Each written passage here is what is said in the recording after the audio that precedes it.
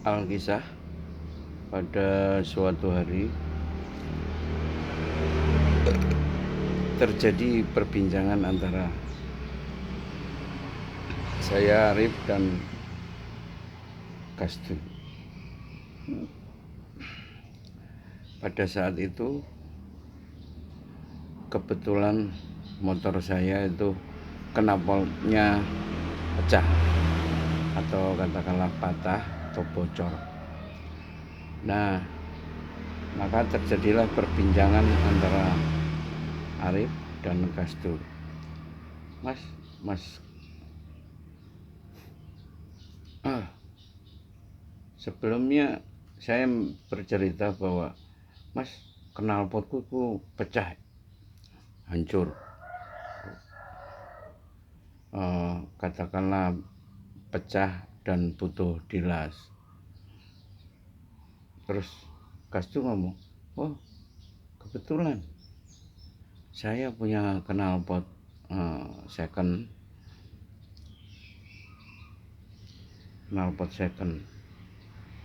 Terus saya bertanya, kira-kira harganya Mas Bro, kira-kira berapa harganya Mas Bro? Dah 50 aja, kata si Kasdu.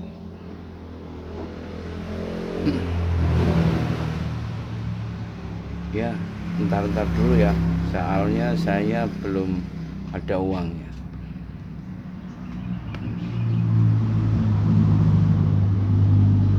Kemudian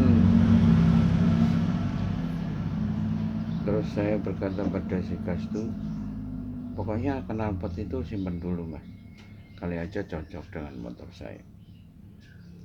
Karena knalpot itu knalpot Suzuki, tahu kan onderdil Suzuki itu lumayan harganya dibandingkan dengan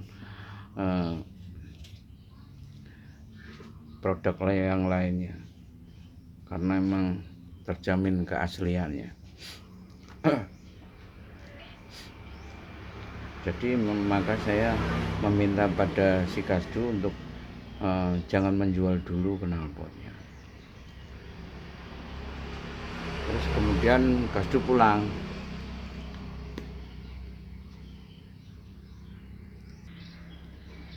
Kemudian datanglah si Sodrun, juga teman saya. Dan kebetulan si Sodrun itu masih punya hutang pada saya 100 ribu.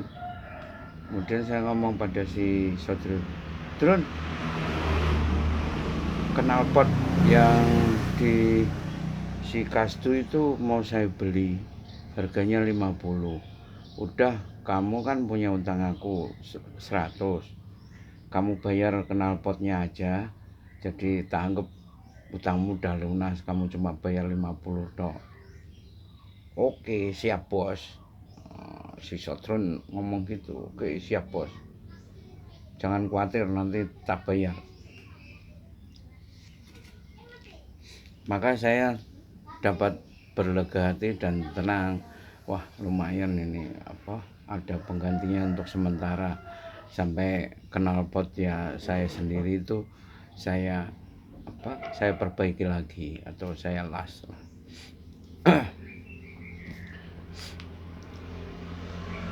Kemudian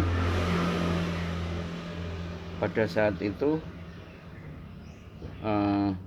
Sodrun dan saya itu sudah terjadi kesepakatan bahwa dia akan membayarkan knalpot itu seharga 50.000, maka hutang dia yang 100.000 itu saya anggap lunas.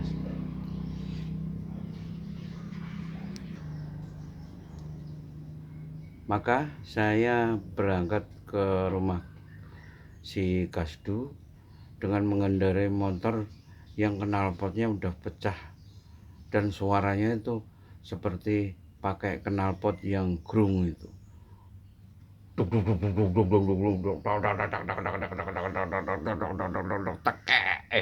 Salah. Ini saya mendatangi rumah si Kasdu. Mas, ini knalpotnya suaranya jadi gini.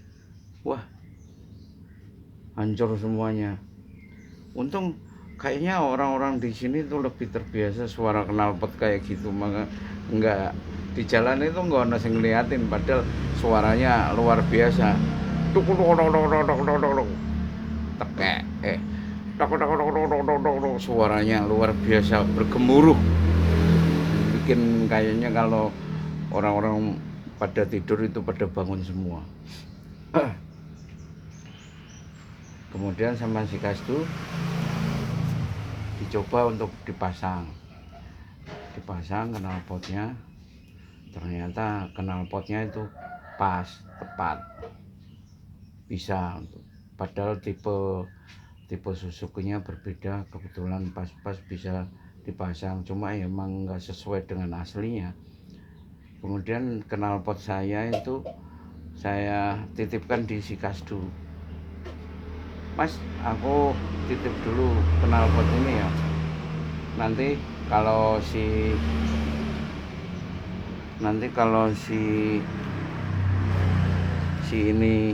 si Sodron udah bayar ke kamu, nanti saya ambil knalpotnya.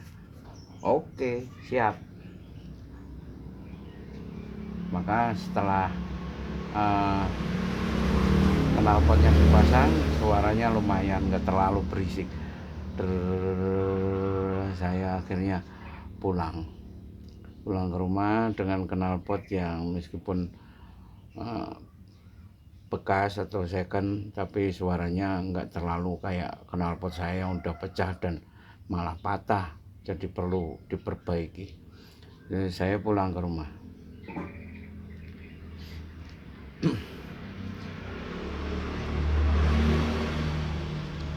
Enak ternyata naik motor. Pulang ke rumah. Ini setelah 1 minggu saya kemudian enggak ada 1 minggu, kira-kira setelah 3 hari atau 4 hari setelah saya itu pakai knalpot bekas dari si Kasdu, saya tanyain pada si Kasdu, tuh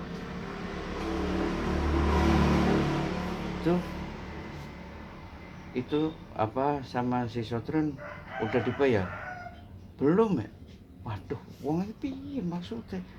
Orang itu gimana? Padahal dia udah saya kasih diskon, utangnya 100 itu cuma dibayar 50.000, malah belum dibayar-bayar.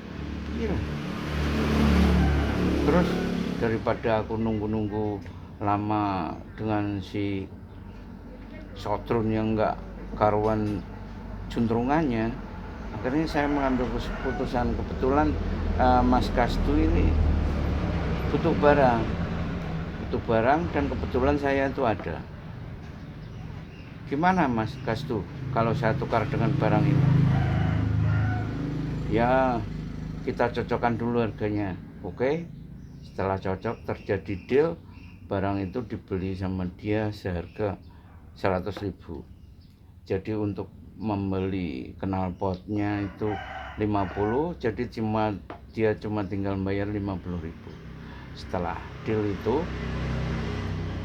kemudian setelah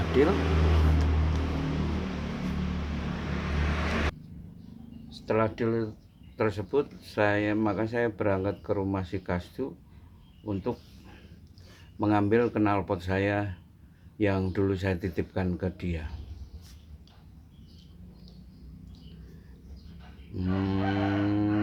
Saya akhirnya berangkat menuju ke rumah dia.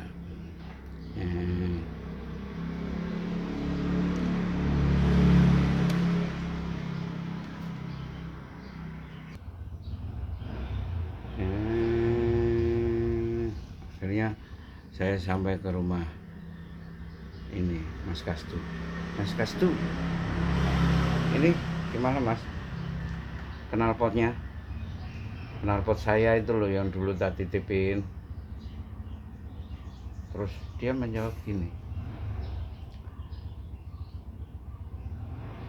itu Mas Syarif, maaf ya, ini lagi tak laskan. Di mana Mas? Itu sebelah selatan situ. Oh iya, sampean Lasno ya. Ya terus akhirnya kita ngobrol bareng-bareng kayak gitu. Tapi dalam hati saya itu udah nggak enak. Barang udah nggak ada di situ tuh, saya sudah merasa nggak enak sama sekali.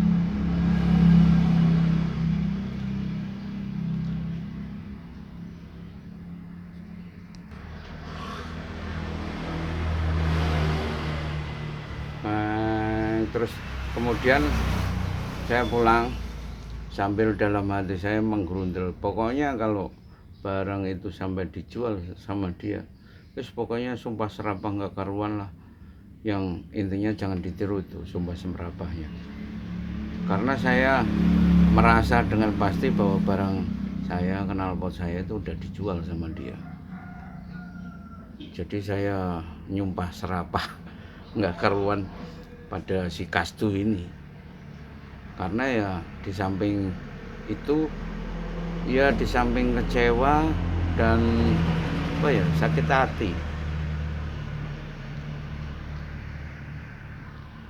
hati karena dulunya si Kastu itu pernah saya kasih cuma sekitar 350.000. Masa cuma urusan knalpot yang seharga 50.000 dia itu sampai tega seperti itu, sampai tega menjual knalpot saya. Makanya saya sumpah serapah yang tidak karuan itu. Jadi setelah kejadian tersebut, saya itu bisa mengambil hikmah dari kejadian itu, bahwa setiap kita melakukan kebaikan terhadap orang lain, itu kita itu harus bersiap-siap atau memanajemen hati atau kalbu kita untuk jika keadaan itu tidak sesuai dengan yang kita harapkan, artinya itu mendapat balasan yang lebih buruk atau katakanlah pengkhianatan lah, seperti itu. Jadi istilah Jawanya itu, hati kita itu sudah tatak atau sudah enggak tergoncang gitu kalau kita sudah siap menerima pembalasan yang enggak enak dari orang yang pernah kita beri kebaikan. Itulah hikmah hari ini, bahwa setiap kita melakukan kebaikan kepada orang lain, belum tentu balasannya juga kebaikan dari orang tersebut. Itu yang harus kita sikapi dan kita cermati, bahwa setiap keadaan yang terjadi dari kejadian itu menjadikan sebuah pelajaran bahwa kita harus bisa atau katakanlah melakukan sesuatu itu secara ikhlas. Jadi tidak mengharap